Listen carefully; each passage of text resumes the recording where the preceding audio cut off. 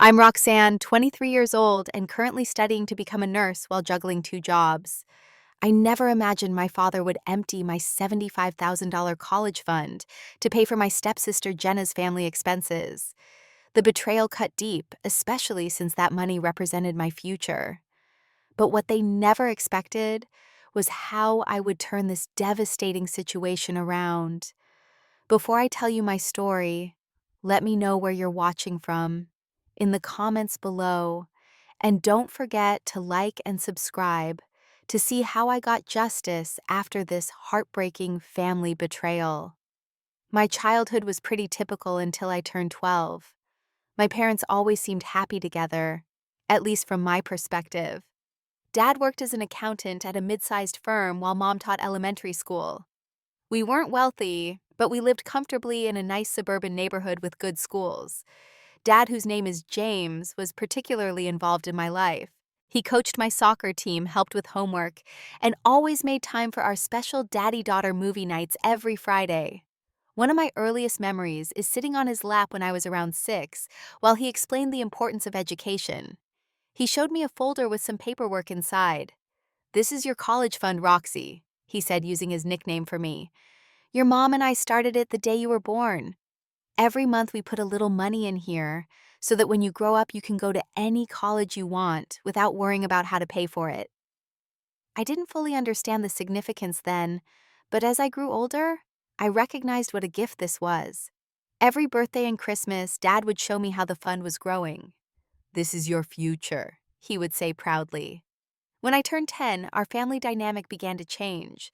Mom started experiencing unusual symptoms, fatigue, muscle weakness, and occasionally difficulty walking. After numerous doctor visits, she was diagnosed with multiple sclerosis. The diagnosis was devastating, but Mom approached it with incredible strength. She continued teaching as long as she could, though eventually her symptoms progressed to where she needed to reduce her hours. The stress of Mom's illness created tension in my parents' marriage. I would sometimes hear them arguing late at night about medical bills, work schedules, and caregiving responsibilities. Dad seemed increasingly frustrated and absent, often working late or spending weekends golfing with friends rather than at home. The divorce happened quickly from my perspective. One day, Dad sat me down and explained he would be moving out. "Sometimes adults grow apart," he said, not meeting my eyes. "But this doesn't change how much I love you." Mom got primary custody, but Dad had me every other weekend. Those first few months after the divorce, Dad was attentive during our weekends together. He would take me shopping, to movies, or to the park. During one of those weekends when I was 14, he introduced me to Diana, a woman he had been seeing. I later learned they had been dating while he was still married to Mom. Diana was tall, blonde, and worked in real estate. She seemed nice enough, always asking questions about my interests in school. She had a daughter named Jenna, who was 4 years older than me. When I first met Jenna, she was preparing for college. She seemed cool to my teenage eyes with her stylish clothes and confident attitude. 6 months after meeting Diana, Dad announced they were getting married. The wedding was small, just a courthouse ceremony, followed by dinner at an upscale restaurant. I wore a dress Mom helped me pick out and tried to smile for the photos, even though it felt strange seeing Dad with someone else. After the wedding, Dad and Diana bought a new house together in a more upscale neighborhood. My room at their house was nice, but felt impersonal, like a hotel room. When I would visit, Diana would make elaborate meals and talk enthusiastically about us becoming one big happy family. But something subtle began to shift in my relationship with Dad. His attention became increasingly divided. He would frequently take calls during our time together, or change plans, because Diana had scheduled something else. When Jenna was home from college during breaks, the household revolved around her schedule and needs. Despite the changes in our relationship, Dad continued to reassure me about my college fund. On my 16th birthday, he showed me the statement, which had grown to just over $60,000. "By the time you're ready for college, this should be close to $80,000, he said proudly. "Enough for you to focus on your studies without financial stress." This ritual continued until I turned 18. Each year we would sit down together and he would show me the growth of the fund. It was one constant I could count on in our evolving relationship. After high school graduation, I decided to attend community college for my prerequisite courses. Even though I had the college fund, it seemed practical to save money where I could. "That's my practical girl," Dad said when I told him my decision. "The fund will be there when you're ready to transfer to university." During those 2 years at community college, I lived at home with Mom and worked part-time as a barista to help with household expenses. Mom's condition had worsened, requiring more medications and occasional physical therapy. Her disability insurance helped, but there were always unexpected expenses. Despite these challenges, she never complained and continued to be my biggest supporter. "You're going to be an amazing nurse someday, Roxanne," she would say when I was studying late into the night. "Your compassion is your greatest strength." At 21, after completing my prerequisites with a 3.8 GPA, I was accepted into the nursing program at the state university. It was a competitive program known for producing excellent nurses. When the acceptance letter arrived, Mom and I celebrated with a small cake and sparkling cider. "Time to talk to your father about using that college fund," Mom said. "This is exactly what it was intended for." I called Dad immediately to share the good news. He congratulated me, but sounded distracted. When I mentioned coming over to discuss using the college fund, there was a pause. "Sure, honey. How about Sunday dinner?" I agreed, having no idea that this dinner would change everything. I arrived at Dad and Diana's house on Sunday evening, feeling excited about my future. The university nursing program was challenging to get into, and I was proud of my accomplishment. Dad had always emphasized the importance of education, and I knew he would be proud too. I imagined us looking over the university costs together and planning how to use the college fund most effectively. Their house was in an exclusive neighborhood, with manicured lawns and luxury cars and driveways. Dad had done well financially since the divorce, and his new lifestyle with Diana reflected that success. I parked my 10-year-old Honda next to Diana's Mercedes and headed to the front door. Diana answered wearing an apron over her designer clothes, her smile not quite reaching her eyes. "Roxanne, come in. Dinner's almost ready." The atmosphere felt strangely tense as I entered. Dad was in the living room watching golf, and he stood to give me a quick hug. "Congratulations on your acceptance," he said, but something in his voice sounded off. During dinner, Diana dominated the conversation with stories about Jenna's new promotion and her 2 children, my stepniece and nephew, who were now attending an expensive private elementary school. Dad nodded along, occasionally glancing at me with what seemed like nervousness. When there was finally a lull in conversation, I brought up the reason for my visit. "So I wanted to talk about accessing my college fund for the nursing program. Tuition is due in 6 weeks." The silence that followed was deafening. Diana suddenly became very interested in rearranging her silverware. Dad cleared his throat, not meeting my eyes. "About that, Roxanne. There have been some changes we need to discuss." My stomach dropped as I watched him struggle to find words. "The college fund? Well, it's not available anymore." I stared at him, not comprehending. "What do you mean, not available?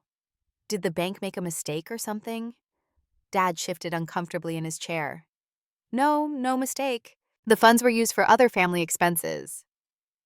My mind raced, trying to process what he was saying. "But that was my money. You and Mom started it the day I was born. You always said it was for my education." Diana interjected, her voice sharp.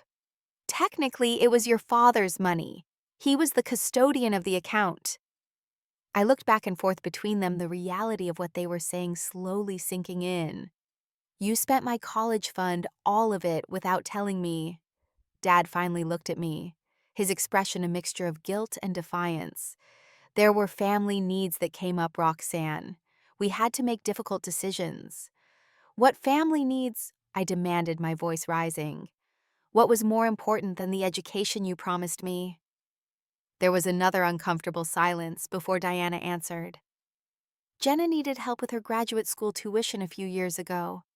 And then when she and Brian had the kids, they needed help with the down payment on their house. And the private school for the children is an investment in their future." I felt like I'd been punched in the stomach. My college fund had been emptied to pay for my stepsister's graduate degree house and her children's private education. The betrayal was overwhelming. So my future wasn't important enough, I asked, tears forming. You just decided Jenna and her kids deserved my education money more than I did. Dad reached across the table toward me, but I pulled back. It wasn't like that, Roxy.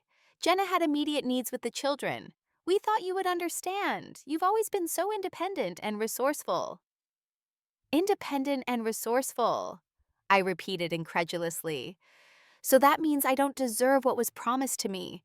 What about all those times you showed me the statements? Were you already spending the money then? Dad looked away, confirming my suspicion. How could you do this? I whispered, tears now flowing freely. That was my future. Diana's expression hardened. Many young people take out student loans, Roxanne. It's a normal part of becoming an adult. Jenna needed help with 2 children to support, and I needed help with my education. I shot back. The education my parents promised me. The money that was specifically saved for that purpose. I turned to Dad, desperate to understand. Was there really no other way? What about your savings? Why did it have to be my college fund?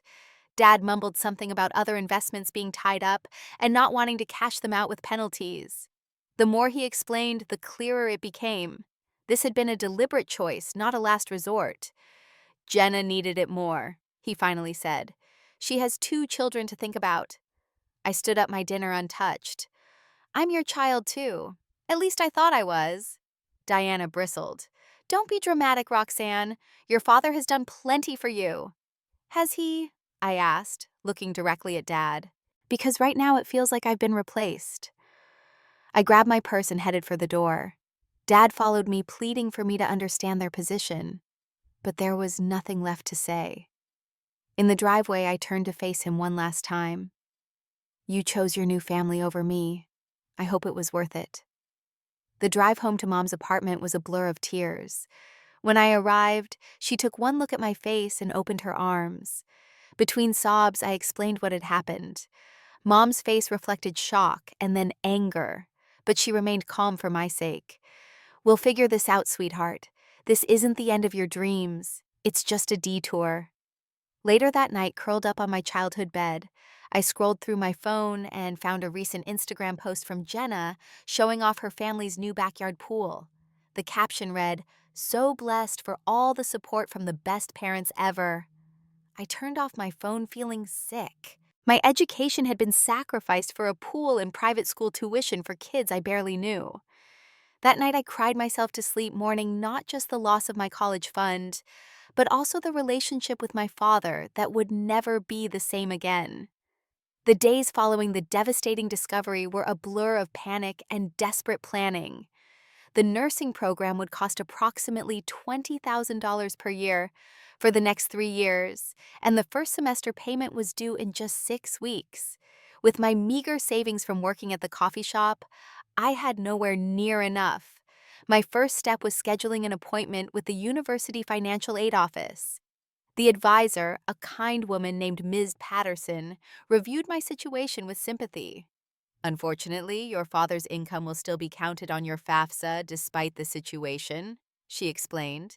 That means you won't qualify for many need-based grants. She walked me through my options: federal loans, private loans, and possible scholarships.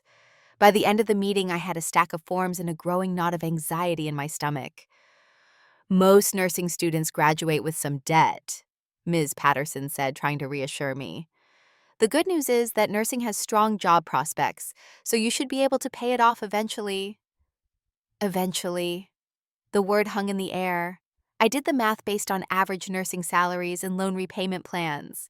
I would be paying off these loans well into my 30s, possibly longer, if I wanted to eventually pursue an advanced degree. That evening, I sat down with Mom to discuss our options. Despite her own financial challenges, she immediately offered to help. I have about $8,000 in my emergency fund, she said. You can have it all. I refused. Her medical expenses were unpredictable, and that emergency fund was her safety net. I couldn't take that from her. Then we'll find another way, she said with determination. That reminded me where I got my own resilience from. I intensified my job search and managed to secure a position as a nursing assistant at a local retirement home. The pay was better than the coffee shop, and the experience would be relevant to my studies. I kept my weekend barista job too, creating a schedule that barely left time for sleep, let alone studying. My typical day now started at 5 in the morning. I would work a 6 to 10 shift at the coffee shop, attend classes from 11 to 4, then work at the retirement home from 5 to 11 at night. On weekends, I would work double shifts at both jobs. The exhaustion was immediate and overwhelming, but I saw no other choice. My roommate Taylor noticed the toll it was taking. We had been randomly assigned to share a small apartment near campus, and she quickly became concerned about my grueling schedule. "You're going to burn out before midterms at this rate," she said one night after I came home looking like a zombie. "Isn't there anyone else who can help?" I thought about calling Dad again, hoping he might reconsider, but my pride wouldn't allow it. He had made his choice. Besides the few text messages I'd received from him since our confrontation had been frustratingly tone-deaf. "I know you're disappointed," one read, "but you're strong. You'll figure this out." His confidence in my ability to figure this out felt like a convenient excuse for abandoning his responsibility. Meanwhile, my phone occasionally lit up with social media notifications showing Jenna's picture-perfect family life, a new car vacations, her children's private school uniforms. Each image was a reminder of what my education had been traded for. I tried to focus on my studies, but the constant exhaustion made it difficult. After a particularly grueling week, I nodded off during an important lecture on pharmacology. The professor called on me for an answer, and I sat there bewildered, having missed the question entirely. The embarrassment was acute. That same week, I received an email about an unpaid balance for my textbooks. The credit card I had stretched to its limit had been declined for the final payment. I sat on the floor of my room and finally broke down, allowing myself to feel the full weight of my situation. Taylor found me there and sat down beside me. "Talk to me, Roxanne. Maybe I can help." I hadn't shared the full story with her yet, only that I was working to pay for school. Between sobs, I told her everything about the college fund, my father's betrayal, and how my stepsister's family was enjoying luxuries purchased with what should have been my education money. Taylor listened, her expression growing increasingly outraged. "That's not just unfair, it sounds illegal. Wasn't that money specifically designated for your education?" Her question planted a seed in my mind. I hadn't considered the legal aspects of what had happened. A few days later, I failed my first nursing exam. I had simply been too exhausted to study properly. The professor, Dr. Winters, asked me to stay after class. "Roxanne, this isn't like you," she said, concern evident in her voice. "Your working class shows you understand the material, but this exam doesn't reflect that. Is everything okay?" I tried to maintain my composure but failed. Through tears, I explained my situation, the working two jobs, the betrayal, the constant exhaustion. Dr. Winters listened intently, then said something that would change everything. "Have you considered that what your father did might not have been legal? College funds are often set up as custodial accounts with legal obligations." "I don't know much about that," I admitted. "The university has a legal aid office for students," she suggested. "It might be worth a conversation. And in the meantime, I'd like you to retake this exam. Your circumstances are extraordinary." Her kindness and practical suggestion gave me the first ray of hope I'd felt in weeks. Maybe there was a way to fight back, to reclaim what was rightfully mine. As I left her office, my phone buzzed with a text from Dad, asking if I was still upset and suggesting we move forward as a family. I didn't respond, but I felt something shifting inside me. Moving forward didn't mean accepting this injustice. It meant fighting for what was mine. The university's Student Legal Services office was located in a small, unassuming building near the edge of campus. I had made an appointment for a Thursday afternoon, arranging to miss a shift at the coffee shop and losing income I desperately needed. But after my conversation with Dr. Winters, I felt compelled to explore every avenue. The student attorney, Mr. Ramirez, was younger than I expected, perhaps only a few years out of law school himself. He listened carefully as I explained my situation, occasionally taking notes. "Do you have any documentation about this college fund?" he asked when I finished. I pulled out a folder containing the annual statements Dad had shown me up until I turned 18, which Mom had fortunately kept copies of. Mr. Ramirez examined them with interest. This appears to be a UTMA account, a Uniform Transfers to Minors Act custodial account, he explained. These accounts are legally the property of the minor once they reach the age of majority, which is 18 in our state. My heart began to race. So the money was legally mine when I turned 18. Based on these documents, yes, your father was the custodian responsible for managing the account for your benefit until you turned 18. After that, the assets should have been transferred to you. But he never transferred anything to me, I said. He just kept showing me statements until he stopped altogether. Mr. Ramirez's expression turned serious. If he continued controlling the account after you turned 18 and then used the money for purposes other than your benefit, that would constitute a breach of fiduciary duty, possibly even conversion of your property. The legal terms meant little to me, but his tone made it clear this was significant. So I might have a case against him. Potentially, yes. Our office can't represent you in a lawsuit against your father. It's outside our scope. But I can refer you to some attorneys who might take your case, possibly on a contingency basis, if they believe it's strong enough. For the first time since discovering the betrayal, I felt a glimmer of hope. There might actually be a way to recover what was rightfully mine. I knew pursuing legal action would completely rupture what remained of my relationship with Dad. But I had to consider my future. The crushing weight of student loans versus the education fund that was meant to be mine. The choice seemed clear, if painful. That evening, I called my Uncle Mark Dad's younger brother, with whom I'd always had a good relationship. I needed to know if he had any knowledge of the college fund. "Roxanne, it's good to hear from you," he said warmly. "How's nursing school?" "That's actually why I'm calling," I replied, and proceeded to explain the situation. There was a long silence before Uncle Mark responded. I'm shocked, honestly. Your dad talked about your college fund for years. He was so proud of planning for your future. So you knew about it? Of course. He set it up right after you were born.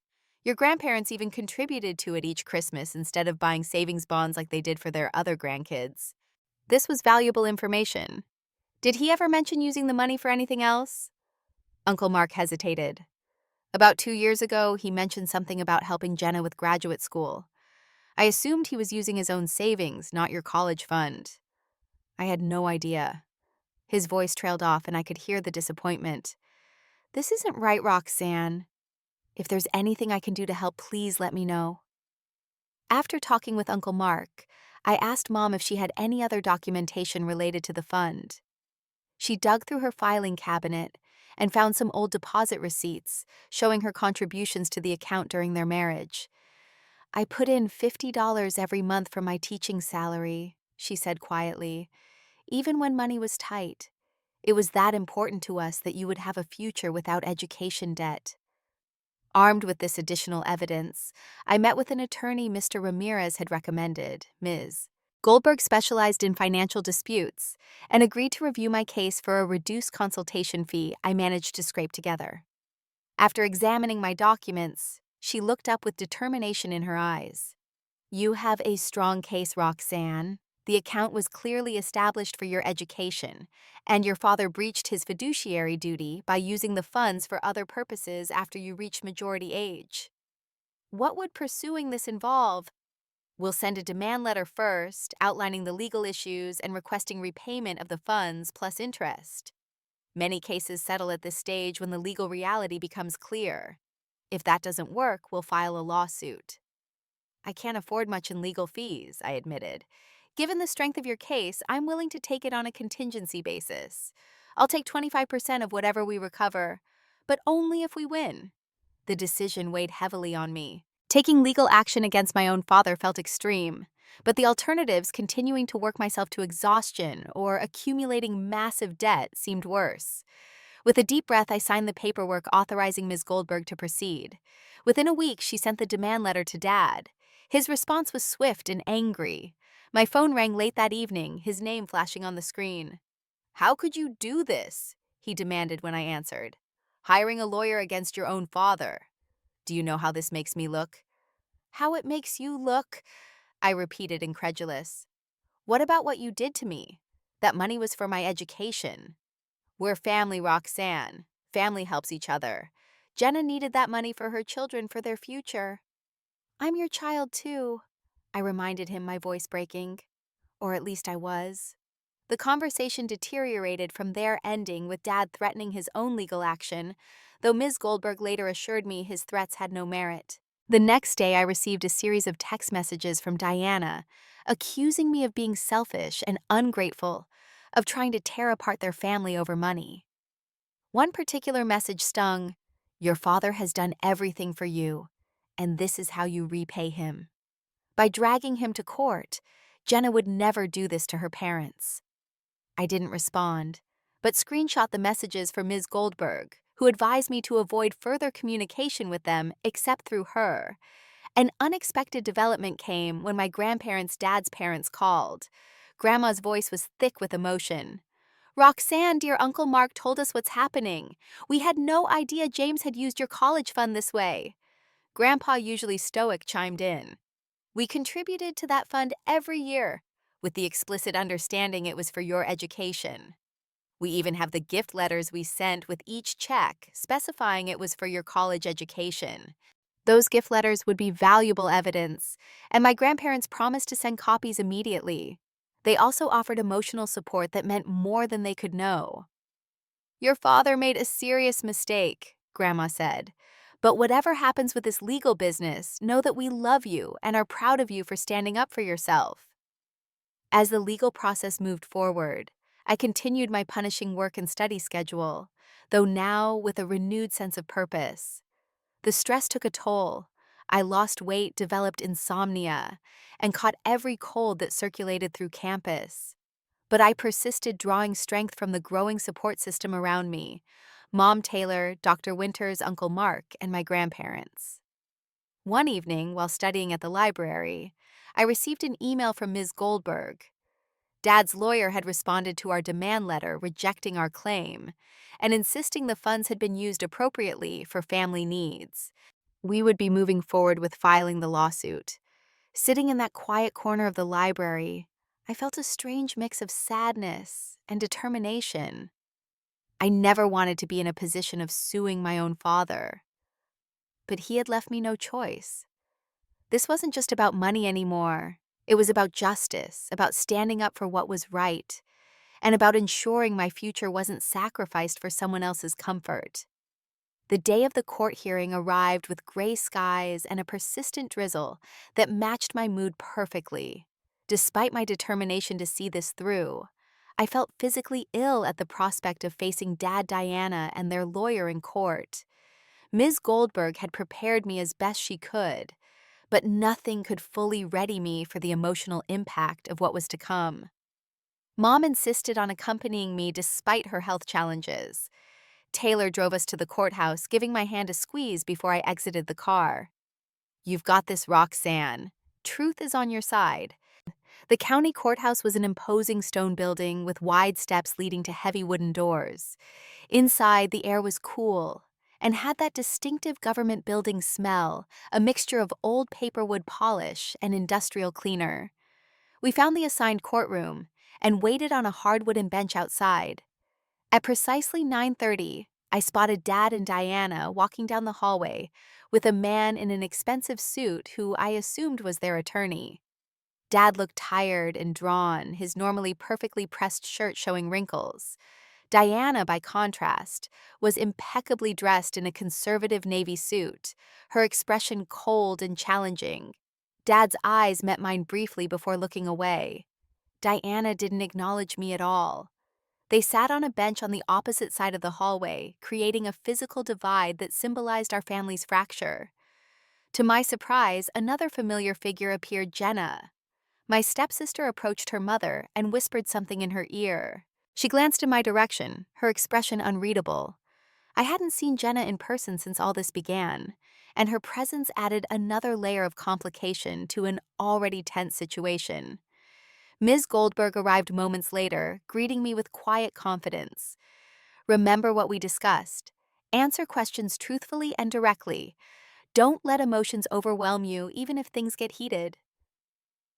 When we were called into the courtroom, I took a deep breath and straightened my shoulders. The judge, an older woman with silver hair and piercing eyes, entered shortly after we were seated. After preliminary matters were addressed, Ms. Goldberg presented our case clearly outlining how the UTMA account had been established for my education, how Dad had breached his fiduciary duty by using the funds for purposes other than my benefit after I reached majority age, and the impact this had on my education and financial future. She presented the evidence meticulously: the account statements, Mom's contribution records, my grandparents' gift letters specifically designating funds for my education, and even Dad's own emails and text messages over the years, referring to your college fund when communicating with me. When Dad's attorney presented their case, he argued that as the account custodian, Dad had discretion over how the money was used.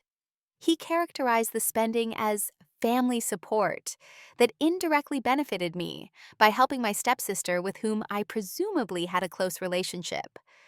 The judge's first question to their attorney cut straight to the heart of the matter. Counselor, are you arguing that paying for the defendant's stepdaughter's graduate school house down payment and private school for her children constitutes a direct benefit to the plaintiff who is struggling to pay for her own education? The attorney stammered slightly. Your Honor, family resources are often distributed according to need. The defendant's stepdaughter had immediate needs with young children. That doesn't answer my question, the judge replied firmly. Did these expenditures directly benefit the plaintiff for whom the account was established? When Dad took the stand, he appeared nervous, but maintained that he believed he had the right to use the money as he saw fit. I'm still supporting Roxanne, he insisted, just in different ways. What ways specifically? Ms. Goldberg asked during cross-examination. Dad mentioned occasional dinners out when I visited, and a $500 graduation gift after community college. The contrast between these tokens and the $75,000 spent on Jenna's family was stark. Mom's testimony was powerful, despite her physical frailty. She described how she had contributed to the fund from her teaching salary even when money was tight, specifically because we both believed in the importance of education without debt.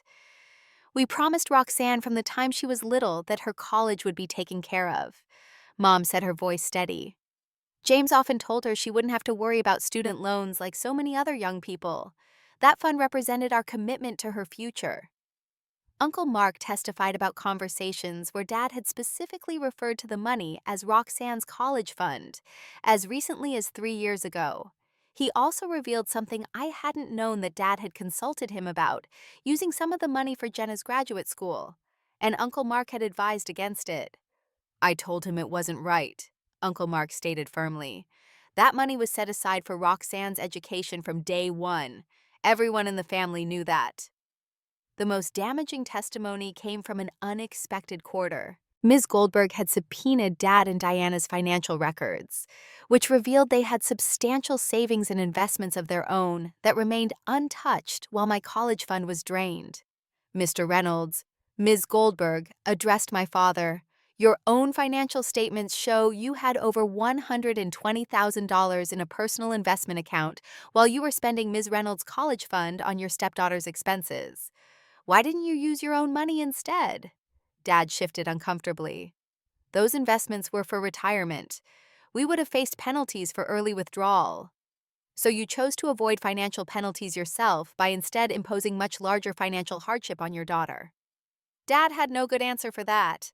Diana's testimony was cold and defensive.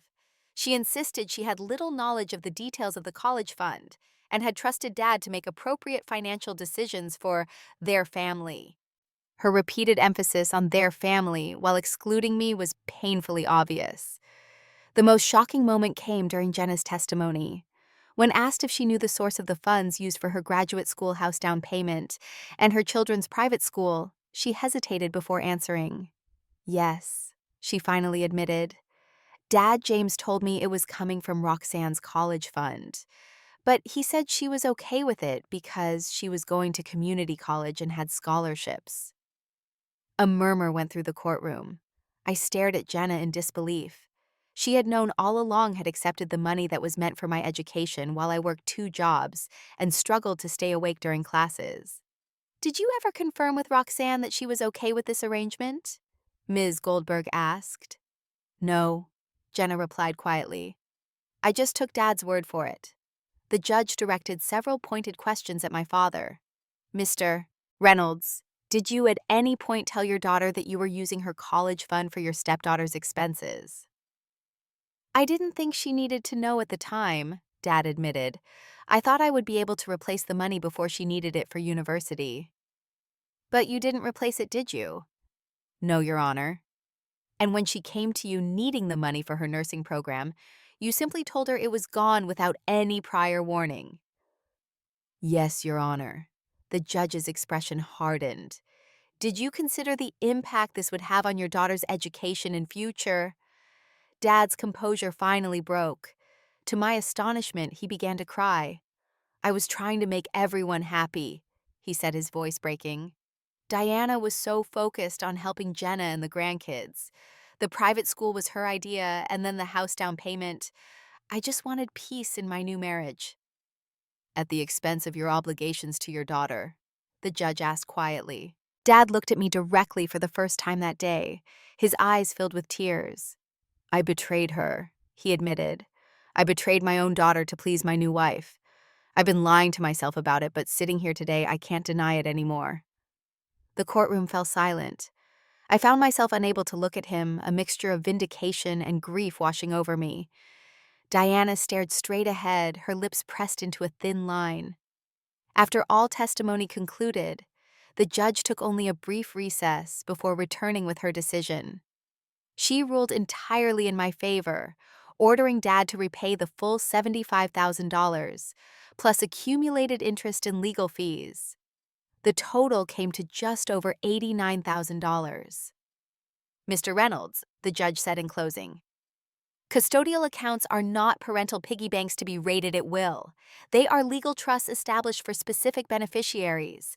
You violated that trust in a profound way. I sincerely hope you will take this opportunity to reflect on your obligations as a parent, which extend beyond your new marriage.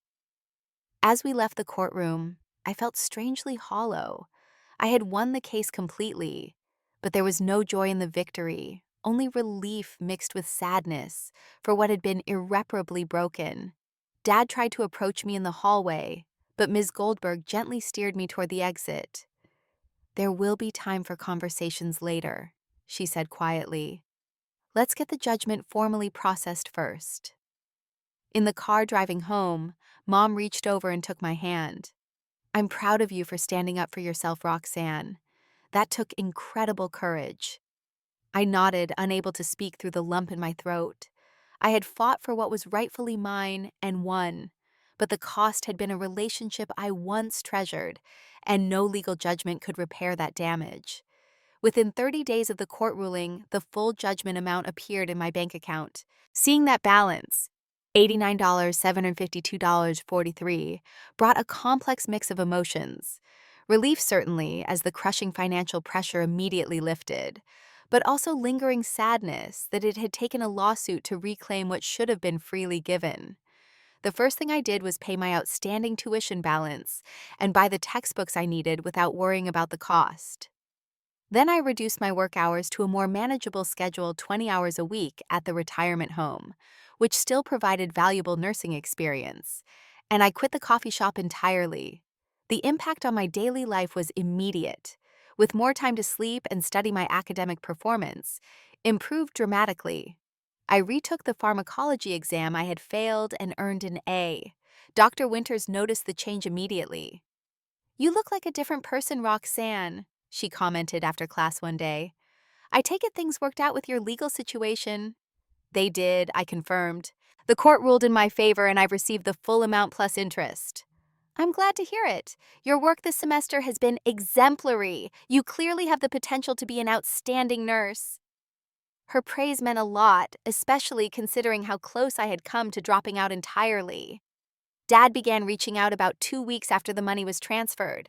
At first, I ignored his calls and texts, still processing my feelings about everything that had happened. Eventually, I agreed to meet him for coffee at a neutral location. He arrived early and was waiting at a corner table when I walked in. He looked older somehow, the lines in his face more pronounced.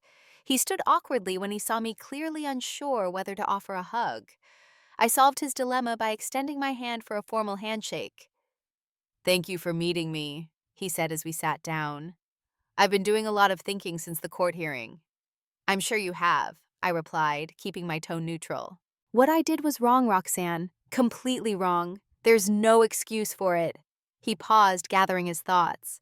"I got caught up in trying to please Diana and trying to make my new marriage work.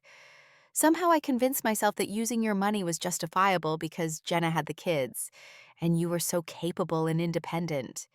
You punished me for being responsible." I observed quietly. He flinched. "Yes, that's exactly what I did. I took advantage of your strength while catering to Jenna's needs. It was unfair and a betrayal of my promise to you." His admission was something, but I wasn't ready to simply forgive and move on. "Why didn't you just tell me the truth when I asked about the college fund initially? Why make me find out that way when I was counting on that money for university?" Dad stared into his coffee. "I was ashamed. I kept telling myself I would find a way to replace it before you needed it. Then when you got accepted to the nursing program, I panicked. Diana convinced me you would understand, that you would find another way." "Diana seems to have influenced a lot of your decisions." "She did," he admitted. "But that's not an excuse. I'm the one who betrayed you. I'm the one who failed as a father." The conversation continued, touching on all that had happened. Dad expressed remorse that seemed genuine, but I made it clear that rebuilding trust would take time if it was possible at all.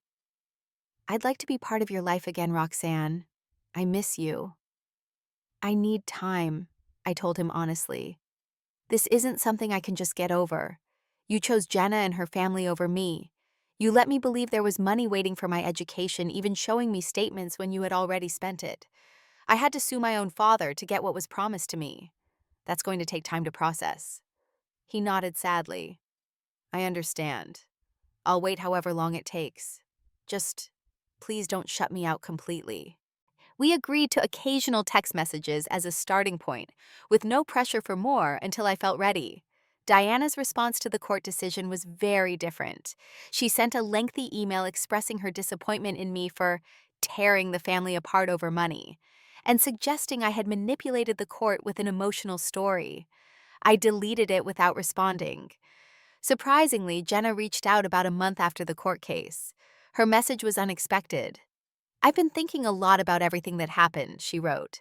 "I had no idea you didn't know about the money being used for my graduate school and the kids. Dad James told me you were fine with it. I should have confirmed that with you directly, and I'm sorry I didn't. What happened wasn't fair to you." Her apology seemed sincere, though it didn't erase the fact that she had benefited significantly from my loss. After some consideration, I replied with a brief but civil message acknowledging her apology.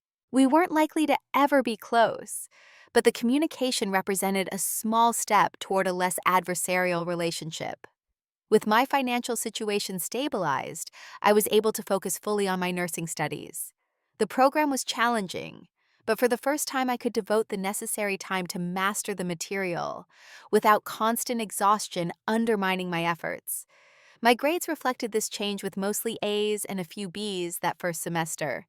Taylor remained a supportive presence, expressing genuine happiness at the positive changes in my life. "You deserve this," she said one evening as we shared a rare pizza night in our apartment. "I'm just glad you fought for what was yours."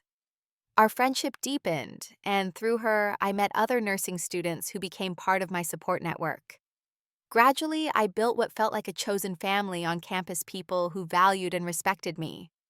My relationship with Dad evolved slowly. I maintained firm boundaries, agreeing to occasional lunch meetings, but declining invitations to their home where Diana would be present. Dad seemed to accept these limitations, perhaps understanding they were the consequence of his actions. During one of our lunches, he shared something unexpected. "Diana and I are in marriage counseling," he said. "The whole situation with your college fund brought up a lot of issues between us." "I'm sorry to hear that," I said, not entirely sure how to respond. "Don't be. It's been necessary. I've realized how much I let her influence my decisions, even when they went against my better judgment. That's not a healthy dynamic." I appreciated his self-awareness, but remained cautious about becoming too involved in the complexities of his marriage. By the end of my first year in the nursing program, I had settled into a sustainable routine. I continued working part-time at the retirement home, not because I needed the money now, but because I valued the experience and had formed meaningful connections with many of the residents. One resident in particular, Mrs. Abernathy, became something of a mentor. A retired nurse herself, she often shared stories from her own career and offered perspective on my family situation. "Families are complicated, dear," she told me one afternoon. "What your father did was wrong, no question. But the real test is what you do with this experience moving forward." "What do you mean? Will you let it make you bitter, or will you let it make you better? Will you use it to build walls or to build wisdom?" Her words stayed with me, prompting reflection on how this difficult journey had changed me. I was stronger, certainly more self-reliant and assertive, but I was determined not to let the experience harden my heart or make me cynical. An unexpected outcome of my legal battle was that it inspired me to take a healthcare law elective course.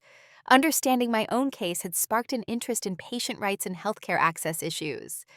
I found myself particularly drawn to advocacy for patients navigating complex medical and financial systems. As the academic year drew to a close, I made a decision that surprised even me.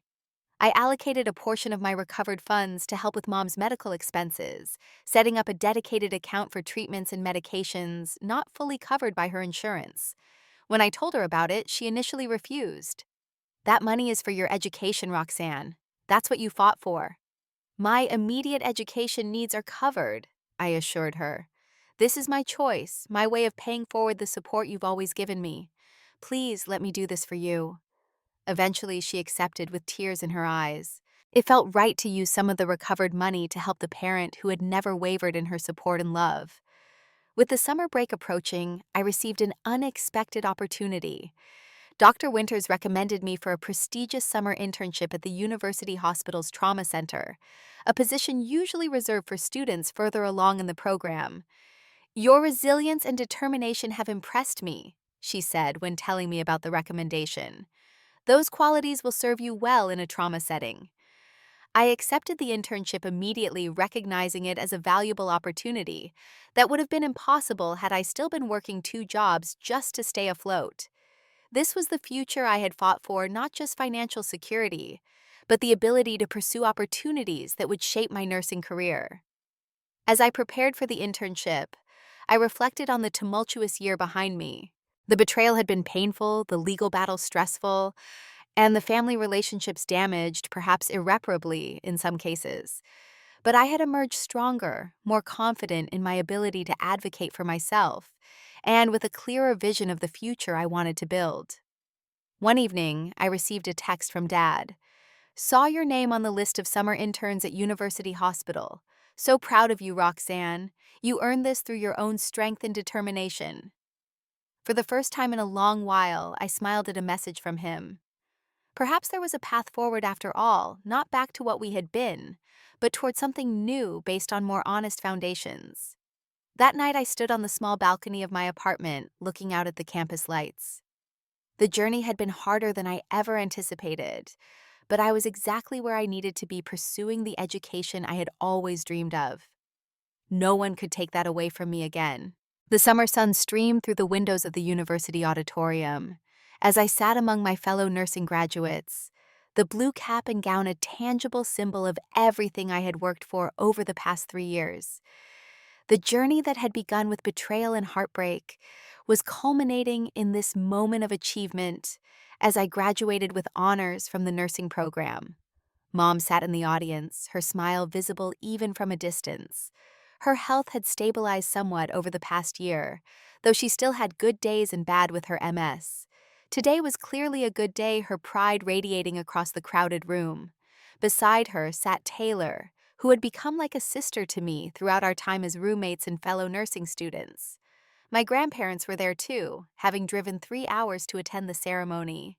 Uncle Mark had flown in from Chicago specifically for the occasion. And in the back row, somewhat separate from the others, was Dad. I had invited him after much consideration, though I requested he come alone. Diana and Jenna were not welcome, a boundary he had respected without argument.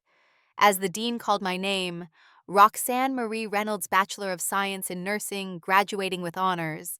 The small cluster of my supporters erupted in applause. I crossed the stage, accepted my diploma, and allowed myself a moment to savor the achievement. This moment had nearly been stolen from me. 3 years ago, discovering that my college fund had been emptied to benefit my stepsister's family had almost derailed my educational path entirely. The memory of those dark days, the exhaustion of working 2 jobs, the stress of the legal battle, the painful family confrontations was still vivid, but it no longer defined me. The reception following the ceremony was held in a sunny courtyard adjacent to the nursing building. As family and friends mingled with graduates, I moved between my separate support groups, conscious of the still fragile dynamics. Mom embraced me tightly when I reached her.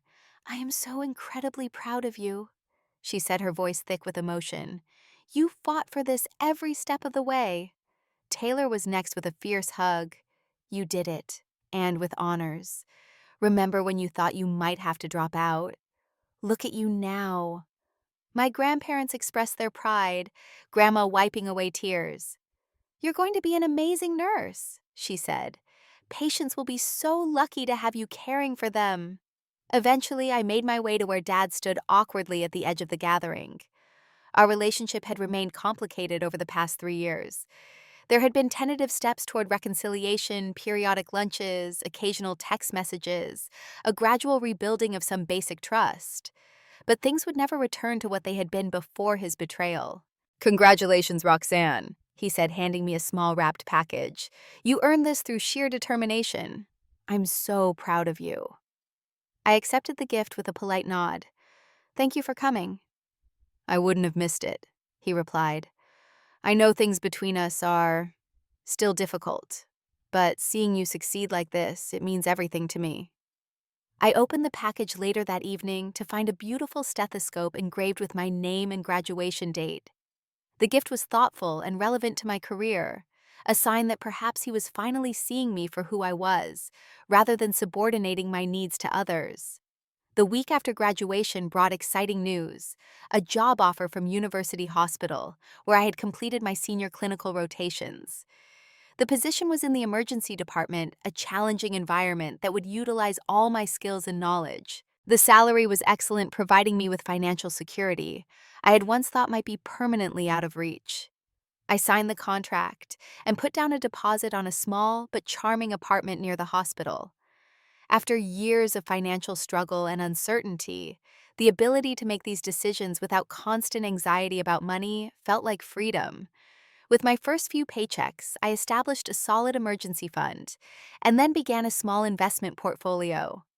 The experience with my college fund had taught me the importance of financial independence and security. I even started a modest college fund for any future children I might have determined that they would never face the struggle I had endured. My new role at the hospital was demanding but deeply satisfying. The emergency department was fast-paced and unpredictable, requiring quick thinking and calm under pressure qualities I had developed through my difficult journey. One evening, about 6 months into my new position, I treated a young woman named Alicia who had been brought in after a car accident. As I checked her vitals and prepared her for examination, she mentioned she was a nursing student working 2 jobs to pay for school. "My parents can't help," she explained. "I'm the first in my family to go to college." Her situation resonated with me, and during a quiet moment, I shared a brief version of my own story: the betrayal, the legal battle, the ultimate victory. "Wow," she said when I finished. "How did you get through that without becoming totally bitter?" It was a question that made me pause and reflect. I think because I refused to let their actions define my future.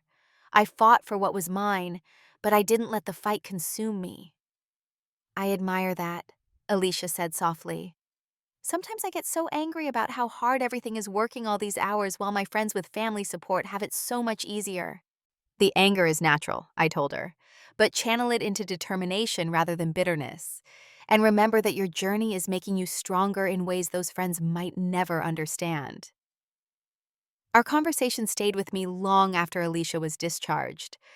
I realized that my experience, painful as it had given me a unique perspective that could help others facing similar challenges. It had shaped not just my career path, but my approach to patient care, a deeper empathy for those struggling with systems that seemed stacked against them. In the months that followed, I began volunteering with a mentorship program for first-generation college students. Many of these students were working multiple jobs while pursuing their degrees just as I had done. Sharing my experience and offering practical advice about navigating financial challenges became a meaningful way to transform my painful past into something constructive. Dad continued his efforts to rebuild our relationship, though I maintained firm boundaries. We met for coffee or lunch every month or so, carefully avoiding discussion of Diana or Jenna unless I brought them up first. He seemed to have gained perspective on his actions and their impact, though true healing would take many more years if it ever came completely. During one of these lunches, about a year after my graduation, Dad shared something unexpected. "Diana and I are separating," he said quietly. "It's been a long time coming." I wasn't entirely surprised. The fractures in their relationship had been evident even to me with my limited contact. "I'm sorry," I said and meant it despite everything. "Don't be. The situation with your college fund, it forced me to see things clearly for the first time. How I had compromised my values, my relationship with you, everything that mattered just to keep the peace with Diana. It wasn't healthy for either of us." I nodded, unsure what to say. His choices had caused me immense pain, but I took no pleasure in the dissolution of his marriage. "I want you to know," he continued, "that I've been doing a lot of work on myself. Therapy support groups for divorced parents, really trying to understand where I went wrong and how to be better. Not just for any potential future relationship, but for my relationship with you." His sincerity was evident, and I felt a small softening in my heart.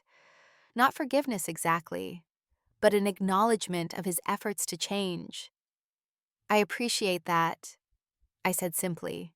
As I drove home that day, I reflected on the long, difficult journey from that devastating dinner 3 years ago, when I learned my college fund had been emptied, to where I stood now, a successful nurse, financially secure with growing professional recognition. The betrayal had nearly derailed my future, but in fighting back, I had discovered strengths I never knew I possessed: the ability to advocate for myself, the courage to stand up against injustice, even when it came from family, the resilience to keep moving forward despite overwhelming obstacles. These lessons had shaped me profoundly, influencing every aspect of my life, from my approach to financial security, to my work as a nurse, to my carefully considered boundaries in relationships. The pain had been real and lasting, but so too were the growth and wisdom that emerged from it. That evening, I sat on the balcony of my apartment, watching the sunset paint the sky in brilliant oranges and pinks. Life hadn't turned out as I had once expected it would. Family relationships that I had once taken for granted were now complicated and carefully managed. Trust, once freely given, was now something I extended cautiously and with clear boundaries. But I had built something beautiful and meaningful from the wreckage of betrayal, a career I loved, financial security I had fought for, and a chosen family of friends and colleagues who supported me unconditionally.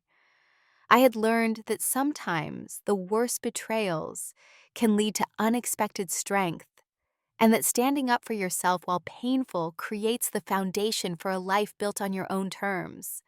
The college fund that was meant to launch my future had been taken from me, but in reclaiming it, I had gained something perhaps even more valuable: the unshakable knowledge that I could overcome whatever challenges life might bring next.